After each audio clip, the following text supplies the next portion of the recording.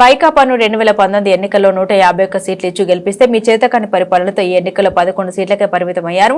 రాబోయే ఎన్నికల్లో single digit కే సరిపెట్టుకోవాల్సి వస్తుందని రాష్ట్ర రోడ్డు భవనాల శాఖ మంత్రి బీసీ జనార్దన్ రెడ్డి అన్నారు.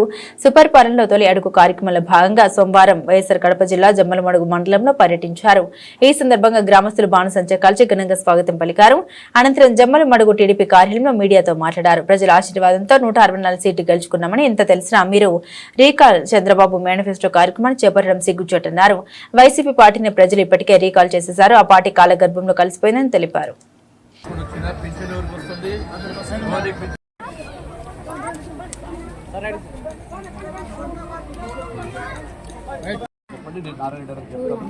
నేను ఇప్పుడు రాస్తాను నా రిపోర్ట్. అందుకే మీకు ఇంకొక 2 కావాలి. 100 మంది అంటే ఎవరి 30 మెంబర్స్కు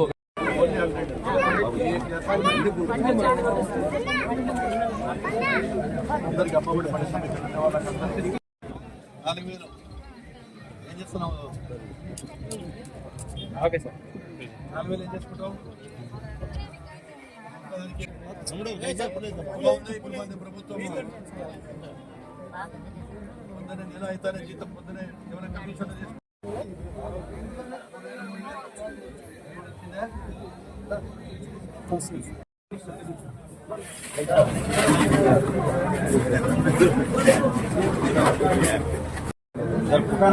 సెల్ फोन बात करना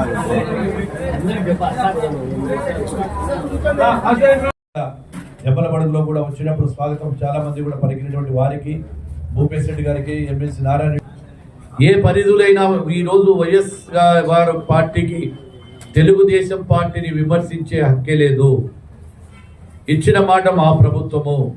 ఈరోజు సంక్షేమాన్ని అదేవిధంగా అభివృద్ధిని 2 కళ్ళతో సమానంగా చూస్తూ సమానంగా కూడా తీసుకెళ్తా ఉన్నాము. రాబోయే కాలంలో ఈ యొక్క రాష్ట్రం బాగుపడిందంటే రేపు పొద్దున వచ్చినాయంటే కేవలం తెలుగుదేశం అధినేత చంద్రబాబు నాయుడు గురించి కూడా మరొకసారి గట్టిగా చెప్పగలుగుతా ఉన్నా. ఏ విషయంలో మేము ఛాలెంజ్ చేస్తూ ఉన్నాము. ఈరోజు గతంలో ఇరిగేషన్ ప్రాజెక్టులన్నీ కూడా తీసుకొచ్చిన ఘనత మా తెలుగుదేశం పార్టీది. ఈరోజు మళ్ళీ గేమ్ చేంజర్లో భాగంగా బెరకచెర్లకు కూడా మేము నీళ్లు తీసుకొస్తా ఉన్నాము.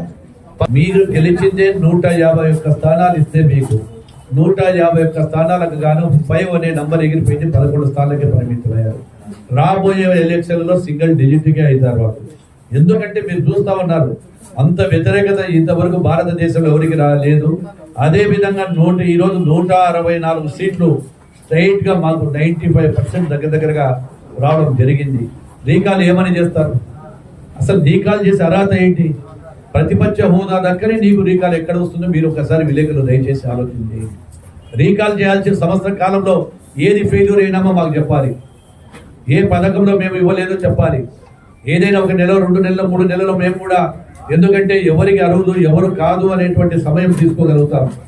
ఆ సమయం వాళ్ళ మాదిరిగా మేము 2కి ఇస్తామని చెప్పి ఒకరికి ఇచ్చినందుకు రీకాలా, ముగ్గురుంటే ముగ్గురికి, నలుగురుంటే నలుగురికి ఇస్తామన్నందుకు రీకాలా, అదేవిధంగా అర్హులైనట్టు అందరికీ కూడా సిలిండర్లు ఇవ్వడం అర్హులా? రేపు ఆగస్టు 15వ తారీఖు నుంచి ఆర్టీసీ బస్సు ఉచితం మా ఆడపడుచులకు ఇస్తుండేందుకు రీకాలా? దేనికి రీకాలు? వైఎస్ఆర్ పార్టీని రీకాల్ చేసేసారు.